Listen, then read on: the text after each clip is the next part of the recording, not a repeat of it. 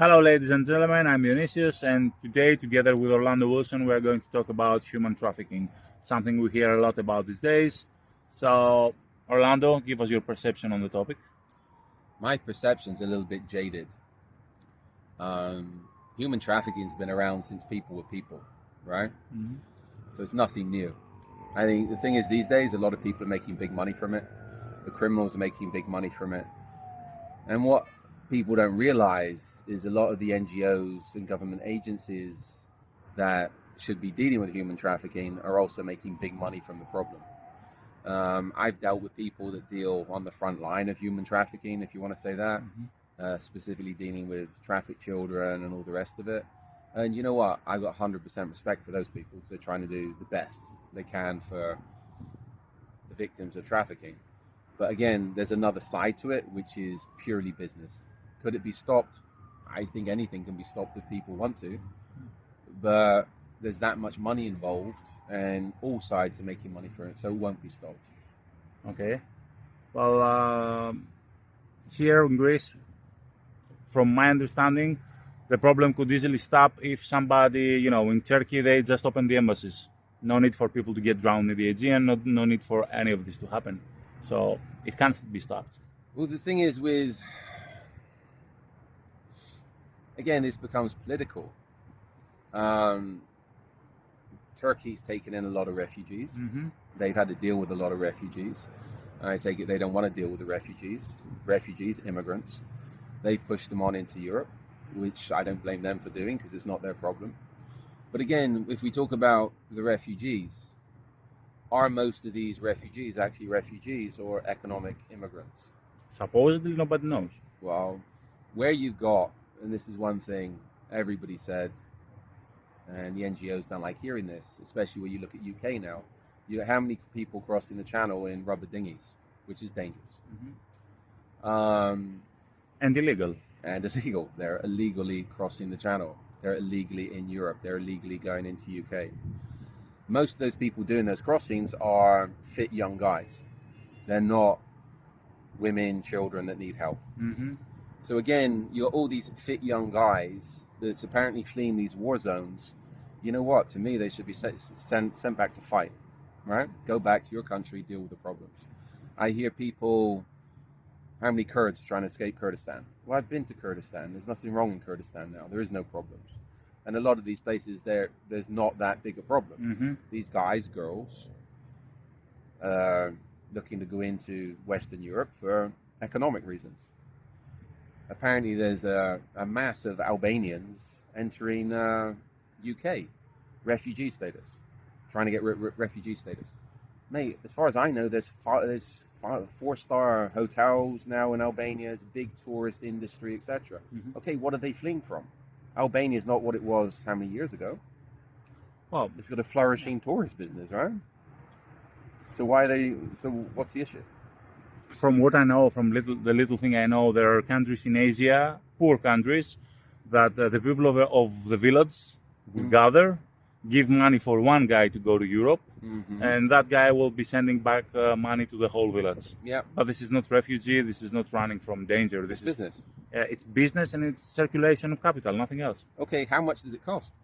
Excuse me. Yeah, to get to Turkey, you just fly with Turkish Airways because Turkey has some visa status arrangement with plenty of countries in Asia, and they just go to Constantinopolis, how we say it in Greek, Istanbul, how most of the people know it, by flying with Turkish Air, and they just cross the border. This is not about saving your life from anything. But put it this way, they had an issue in UK with, I think, some Chinese immigrants were found dead in the back of a truck. All right, it's a tragedy. But people know the risk when they're taking the risk. And again, for people to be trafficked, they're having to deal with criminals to start with, right? It's illegal. So all this is illegal. If me and you go out and do an illegal act, we're going to get arrested. And our lives will be ruined. Lives will be ruined, jobs are gone, licenses are gone, because we committed a crime. Yeah. But you got people committing crimes to start with being taken care of. Now, the thing is, people were saying that it cost those Chinese immigrants, illegal immigrants, about £30,000, 30,000 euros to get from China into UK cash. Okay. Okay, most British people have never ever seen £30,000, euros, dollars cash. That much money, yeah. So where are they getting this money from? If they have that much money, okay, they've got it from somewhere. It's the same as you've got how many African immigrants now turning up in Mexico to go into the US. Yeah. People from all over the world flying into Mexico, going by boat, whatever. I think some were going into Colombia and working their way up through Latin America. Okay, where do they get the money from? Mm-hmm. It's not free to be trafficked from Africa into UK, into US. Let's just start off with, if they're getting to US, they're having to cross the Atlantic anyway. So it's once again a matter of follow the money, who's paying for them, and to gain what? And where do they get the money from? Yeah. And again, we've talked about this before. It makes me laugh. And again, I've lived most of my life wandering. Trying to get residence, if you do things properly, trying to get residence, legal residence in a place these days, trying to get legal papers, even work papers. If you turn up and do things officially, properly, headaches. Mm-hmm. But again, you've got how many people turning up illegally, having dealt with criminals, having to deal with criminals to get into the countries. Becoming criminals on the way. Becoming criminals on the way, doing whatever, undocumented, being given how many benefits, housing, help with work, etc., given grants, whatever. So again, it's this is where when you talk about the human trafficking thing, it's business. Mm-hmm. It's nothing more than business. The governments are making money from this. The governments are making money because I know in the US, I was speaking to somebody a few years ago, last time I was there, and they're like, one of their relatives was involved in helping unattended children that turned up. Mm-hmm. And apparently, I didn't know, I don't go into too much details on this. If a child turns up at one of the airports unattended, they can stay in the US. And there's agencies out there that the customs immigration will call that will come and take care of that child. They're making big bucks. Okay. Those agencies are making big money to take care of that child.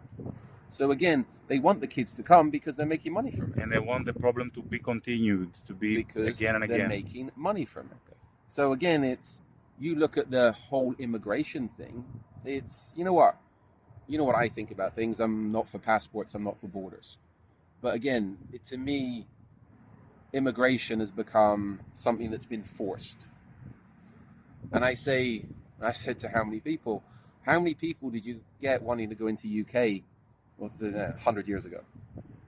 Not many, because there was no benefits. Mm-hmm. It's a miserable island with miserable weather. And if you went to UK 100 years ago, you either worked, you starved. That's it. Now everybody wants to go to UK because they get benefits. Yeah. So I don't understand why. I just don't understand why the governments are so happy to accommodate. And it's all down to the only reason people are happy to accommodate this type of thing is there's money in it for them somewhere.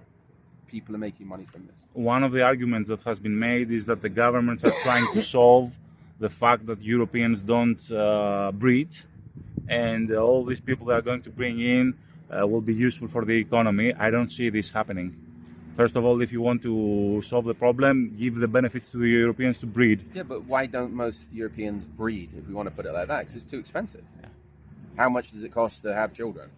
Can most families in the UK, can most families in most of Europe afford to look after 3 or 4 children, as well as keeping jobs, as well as keeping a decent standard of living? No. So while you're bringing in immigrants to breed and populate Europe and for a workforce, like you say, it's like the money that's been given to immigrants, the money that's been given away in overseas aid, if that went to the populations, the citizens of the countries, the people that's been there forever, then I think things would be different. I think it's just, there's more to it. I think a lot of people are making big money from the immigrants coming in. It's the same as how many countries are accommodating immigrants for no other reason that they're getting EU grants. Yeah. There's money being given to them to accommodate the immigrants. That's it. Okay. Ladies and gentlemen, thank you very much for your time. If you agree or disagree with us, you can always use the comment section below to put any labels on us for speaking our minds. That's all for now.